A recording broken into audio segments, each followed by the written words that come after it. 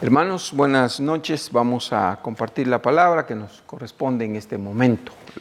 Estamos hablando acerca de lo importante de que fuésemos hijos de Dios. Y esta diferencia la hicimos, entramos en esta serie de lecciones porque es importante que usted sepa que Dios sí hace distinción entre lo que son sus hijos y los que no lo son. Y esto de esta diferencia es importante porque la respuesta de Dios muchas veces obedece a eso. Entonces es importante, no es cualquier cosa hacer esta diferencia, ¿verdad? De hecho, en el segmento anterior mencionábamos cómo el Señor Jesucristo en una ocasión se encuentra con una mujer sirofenisa que no era judía, que no era hijo, en este caso el contexto de hoy sería hijo, y ella le pide una intervención. Y el Señor le dice, no, porque no eres. Dice, el pan está determinado para los hijos.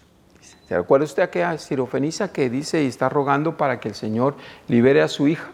Y el Señor la respuesta que le da es esa. Entonces es importante que nosotros entendamos la dimensión y lo maravilloso que es ser hijos de Dios. Sí. Hoy todo el mundo puede pedirle al Señor a causa de la pandemia y de causa de muchas cosas. Todo el mundo levanta su oración a Dios, pero Dios va a responder con mayor ánimo a aquellos que son hijos, ¿verdad? Más que a aquellos que son creación de Él. Sí, es más importante para Él la condición de hijos. Entonces sí, es determinante que nosotros podamos hacer. Y hemos estado viendo una secuencia acerca de cómo ser hijos de Dios, de cómo pasar de creación a ser hijo. Después vimos la secuencia de la diferencia en cuanto a ser hijo niño e hijo adulto. Y hoy quiero que hagamos una nueva diferencia entre los hijos que aprenden a honrar al Padre, ¿verdad? Y los hijos que aprenden la obediencia al Padre. Si usted me acompaña y vemos inicialmente en el libro de Malaquías, en el capítulo 1 y versículo 6, dice, el hijo honra al Padre, dice, y el siervo a su Señor. Y luego el reclamo de Dios es este, dice, yo soy padre, dice, si yo soy vuestro padre, dice, ¿dónde está mi honra? ¿Dónde está mi honra? Entonces, si nosotros realmente tenemos la certeza y atestiguamos que el Señor es nuestro Padre, dice, ¿dónde está la honra? Entonces tenemos que aprender a honrar al Señor. Y un elemento de honra es la obediencia. Por eso vamos a hablar de eso. Entonces debemos honrar al Señor con nuestra obediencia. Y para eso quiero que me acompañe y busque conmigo allí en su Biblia, en Primera de Pedro, capítulo 1 y versículo 14. Primera de Pedro, capítulo 1 y versículo 14.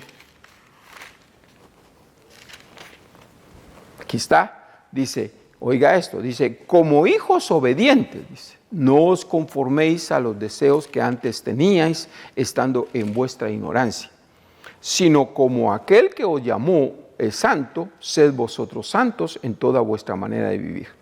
Porque escrito está, sed santos porque yo soy santo. Dice, y si invocareis por Padre aquel que sin acepción de persona juzga según la obra de cada uno, conducíos en temor todo el tiempo de vuestra peregrinación, sabiendo que fuiste rescatados de vuestra vana manera de vivir, la cual recibisteis de vuestros padres, no con cosas corruptibles como oro o plata, sino con la sangre preciosa de Cristo, como de un cordero sin mancha y sin contaminación.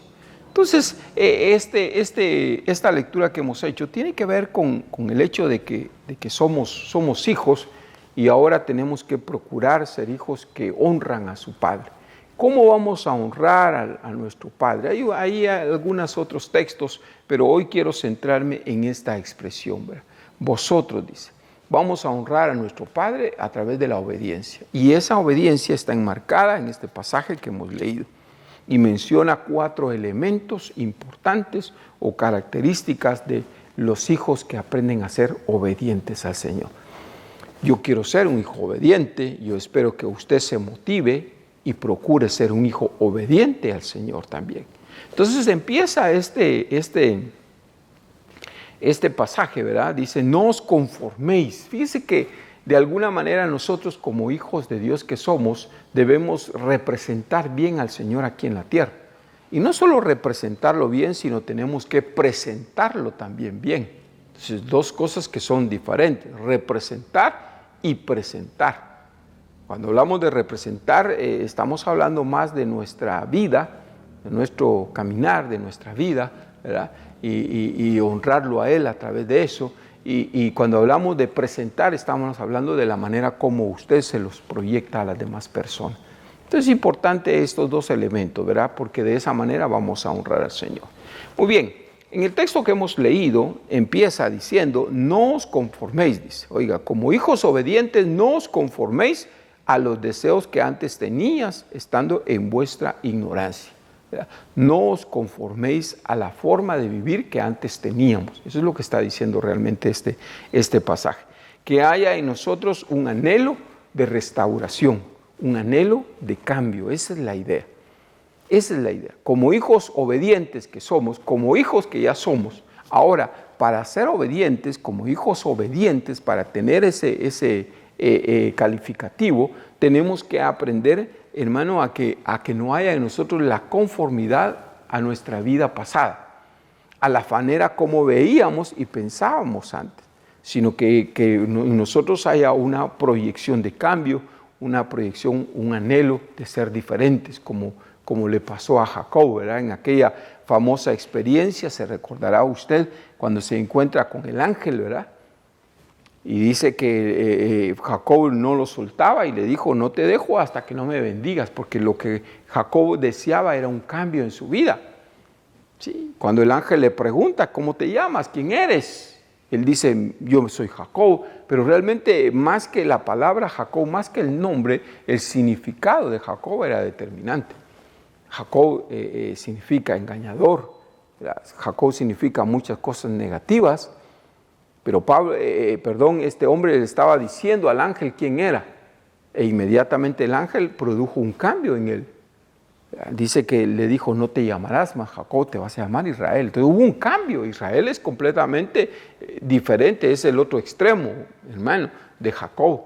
Israel es príncipe de Dios. Entonces lo que vemos nosotros en esa experiencia de Jacob realmente fue, hermano, que pudo alcanzar el cambio que él quería. Usted y yo tenemos que visualizar y tenemos que anhelar un cambio en nuestra vida. Tenemos que anhelar, yo no le voy a decir qué, pero usted sabrá algunas cosas en su vida que tienen que cambiar.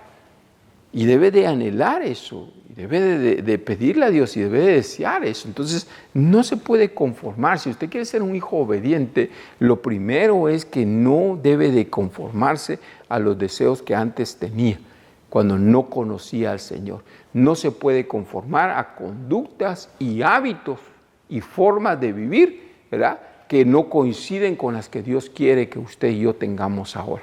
Y esas formas que obedecen, hermano, a nuestro desconocimiento del Señor. Cuando desconocíamos del Señor teníamos esta forma, ¿verdad? Entonces ahora no podemos conformarnos a continuar así. No, yo sé que no es fácil, yo lucho igual que usted por ser diferente, por cambiar cosas igual que usted. Sé que no es fácil, pero no podemos desistir de nuestro anhelo y deseo de cambio. Así que de alguna manera le motivo, le insto para que este elemento no falte en su vida. Luego de este primer elemento menciona otro y dice, sino como aquel, dice, que os llamó es santo, sed también vosotros santos en toda vuestra manera de vivir. Porque escrito está, sed santos porque yo soy santo. Entonces esto es un llamado a la santidad, un llamado, hermano, a la santificación, ¿verdad? Sí. Ahora aquí hay un problema, o diríamos, tenemos que identificar verdaderamente las santidades de la perspectiva del Señor, porque en relación a esto pues podrán haber algunos conceptos no muy acertados acerca de lo que es santidad. Hay gente que atribuye santidad a una forma de vestirse y en cierta manera no están tan desviados, ya que la palabra de Dios en el apóstol Pablo escribe acerca de la vestimenta, pero él no dice medidas, alturas, él no dice nada de eso, sino sencillamente dice que debe de haber honestidad, debe de haber cierto orden en eso, pero no determina que una manga larga, o no determina que un atuendo haya santidad en sí mismo ahora.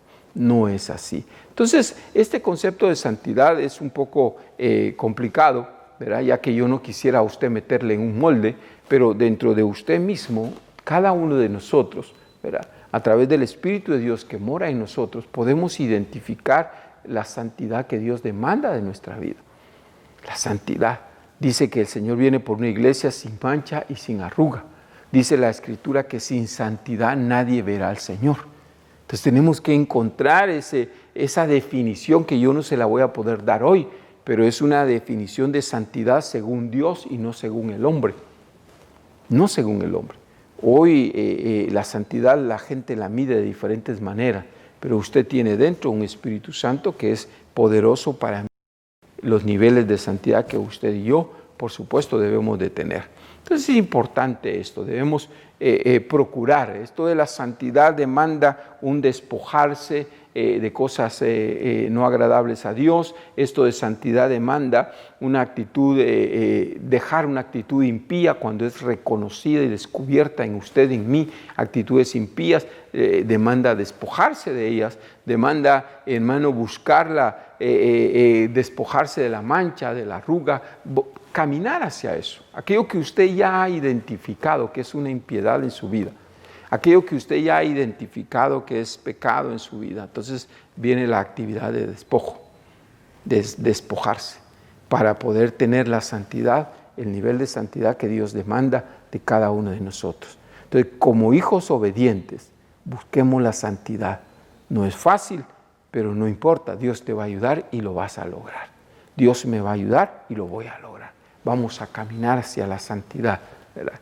Es importante. El tercer elemento que menciona acá en el pasaje que estamos leyendo, dice, y si invocáis, versículo 17, y si invocáis por Padre aquel que sin acepción de personas juzga según la obra que cada uno, según la obra de cada uno, dice, oiga, conducidos en temor, en el temor de Dios todo el tiempo de vuestra peregrinación.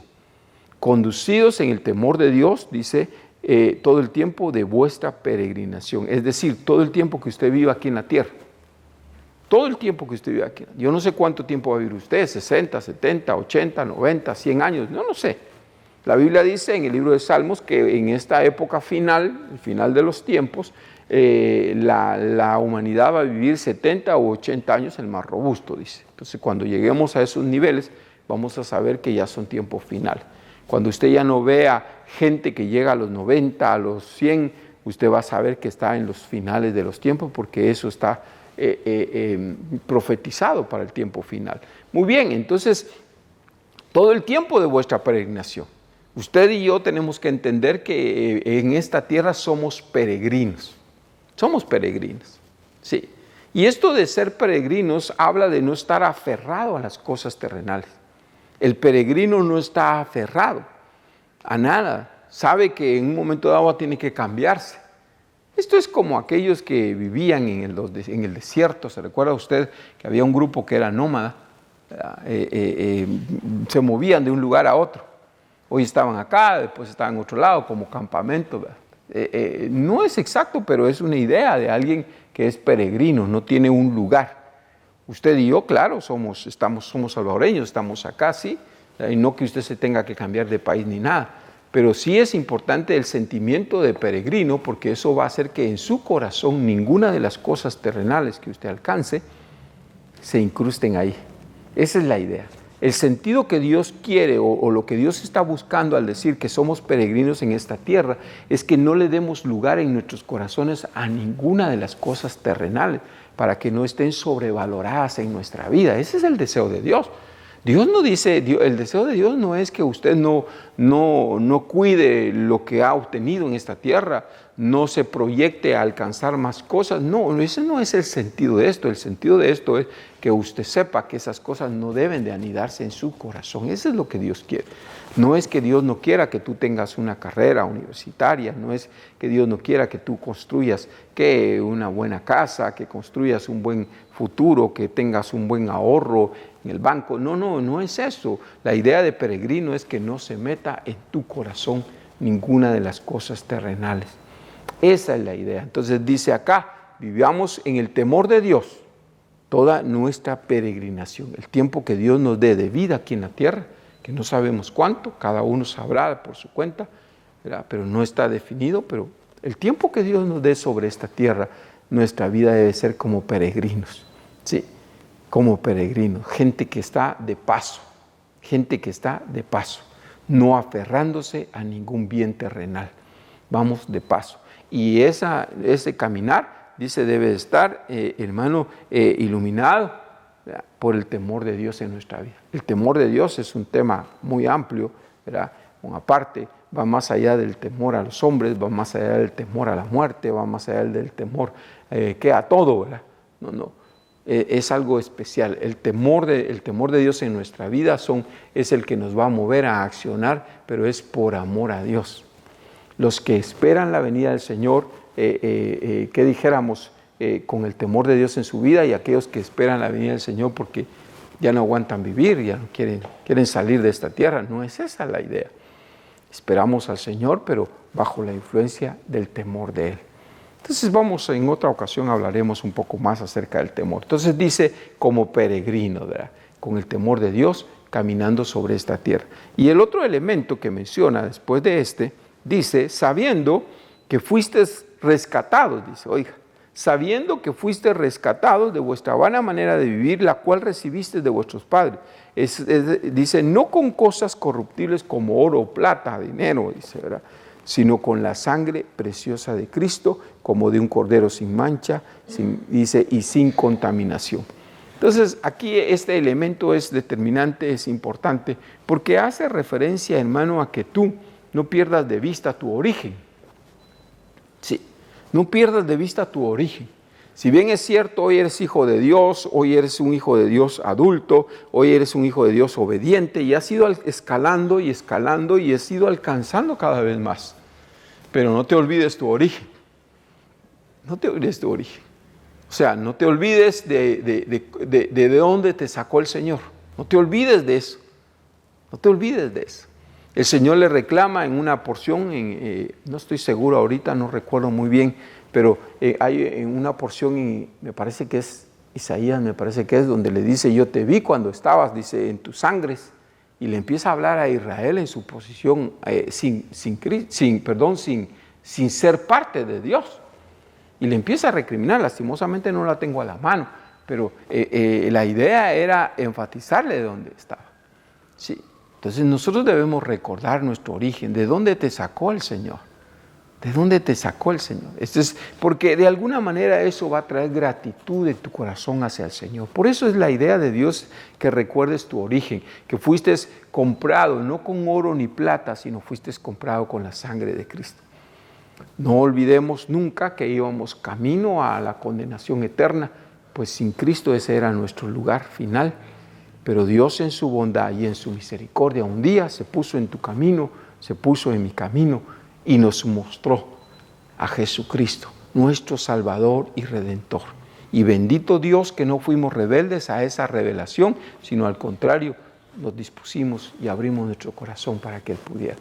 Entonces, todos estos 4 elementos importantes te van a hacer un hijo obediente, porque eso es lo que el texto dice. Como hijos obedientes, dice, vosotros como hijos obedientes, no se conformen a la forma de vivir que antes tenían. Como hijos obedientes, busquen la santidad, porque sin santidad nadie verá al Señor. Como hijos obedientes, dice, deben de conducirse en esta tierra con el temor de Dios todo el tiempo que dure vuestra peregrinación. No por 1 año, 2 años, no, todo el tiempo que dure vuestra peregrinación debes de caminar con el temor de Dios en tu vida, recordando siempre de dónde te sacó el Señor, ¿verdad? Recordando siempre lo maravilloso que ha sido con tu vida y cómo te ha levantado y todo. O sea, es importante esto. Entonces, vamos escalando más como hijos obedientes.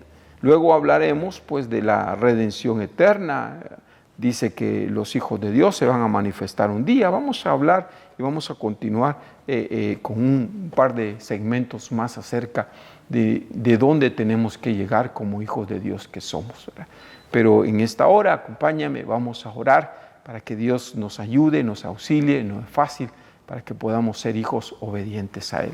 Padre, en el nombre de Jesús, en esta hora, te ruego, Dios amado, que nos des la fuerza, Señor, nos des la valentía, Señor, para caminar contigo, Señor, como hijos obedientes que queremos ser, Señor. No olvidando, Señor, nuestro origen, Señor, caminando en el temor tuyo, Señor, todo el tiempo de nuestra peregrinación, buscando la santidad y no conformándonos, Señor, a la forma de vivir que teníamos antes, Señor, a nuestra forma de pensar anterior. Señor, en el nombre de Jesús, ilumina nuestro entendimiento y que podamos, oh Dios, caminar hasta poder llegar a ser hijos obedientes, Señor. Te ruego también por todos aquellos hermanos que atraviesan alguna dificultad, Señor, aquellos que han sido afectados con este virus, Señor. Señor, gracias por la vida de mi hermana Glorita, que lo sacaste adelante y gracias a Dios ella ha salido con bien de esta enfermedad. Gracias por la vida de mi hermano Alberto. Gracias, Señor, por cada uno de los hermanos que han tenido dificultades con esta enfermedad, Señor. Gracias, Padre. Te ruego, Dios, que provea siempre a su mesa, que provea siempre los recursos que necesitan, Señor. Que proveas, oh Dios, una provisión especial para aquellos hermanos que sus negocios se han visto afectados, Señor. Que tú les proveas la asistencia que necesitan, Señor. Te ruego por cada hermano, Señor, y cada hermana, oh Dios. Gracias, Dios, en el nombre de Jesús. Bendice a la hermana Ruth, que pueda salir adelante en medio de la enfermedad, que pueda estar bien. Guarda a su familia, guarda, Señor, a los que habitan en su casa, a los que habitan con ella, Señor. Te ruego en el nombre de Jesús, Padre, por cada hermano de la iglesia, por cada hermano de la congregación de Tepecoyo, la congregación de Santa Tecla, como una sola congregación, Señor. Bendíceles grandemente y fortalece a cada hermano, Señor. Gracias, Señor, en el nombre de Jesús. Amén y amén.